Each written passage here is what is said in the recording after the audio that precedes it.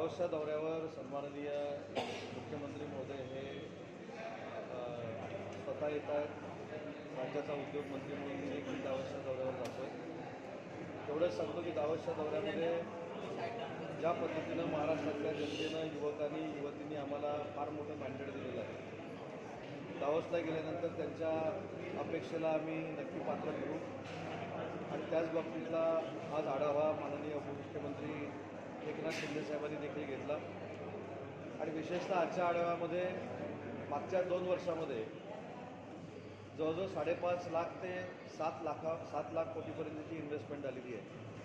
त्याच्यामध्ये आम्ही किती इम्प्लिमेंट करू शकलो याचा आढावा माननीय एकनाथ शिंदे साहेबांनी घेतला आणि मला सांगताना आनंद आहे की मागच्या वर्षी आणि त्याच्या आदल्या वर्षी जे दावोसला आम्ही MOU केलेले होते त्याच्यातल्या 80% प्रकल्पांना आम्ही अंमलबजावणी करण्यामध्ये यशस्वी होतो आहे. काही लँड देण्याच्या पाईपलाईनमध्ये आहेत, काही इन्सेंटिव्हच्या पाईपलाईनमध्ये आहेत.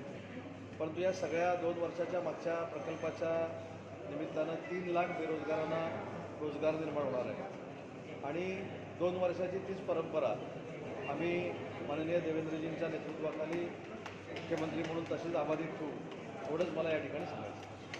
एक प्री कॅबिनेट बैठक देखील झाली. त्या बैठकीमध्ये सगळ्या विभागांचा आढावा घेतला एकनाथ शिंदेंनी. खुश आहे मंत्र्यांच्या कामाने.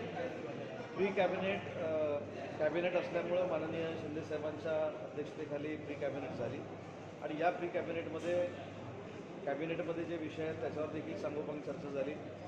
भविष्यामध्ये येणाऱ्या स्थानिक स्वराज्य संस्थांच्या निवडणुकीच्या संदर्भातनं संघटनात्मक बांधणी कशी असावी, महायुतीच्या माध्यमातून आम्ही कसे सामोरं जाणार आहोत आणि विशेषतः टाईम टेबल त्याचं जाहीर होईल. परंतु माननीय एकनाथ शिंदेसाहेब जो राज्यव्यापी दौरा करणार आहे आभाराचा, त्याच्या नियोजनासाठी ती बैठक होती आणि ते आभार दौऱ्याचं नियोजन झालं की माननीय एकनाथ शिंदेसाहेबांचं टाईम टेबल आम्ही आपल्यामार्फतच जनतेपर्यंत पाठवू. 23 तारखेपासून हा पूर्ण दौरा सुरू होतो आहे. 23 तारखेला सायंकाळी 6 वाजता नवनिर्वाचित सगळ्या आमदारांच्या सत्काराचा कार्यक्रम BKCमध्ये ठेवलेला आहे.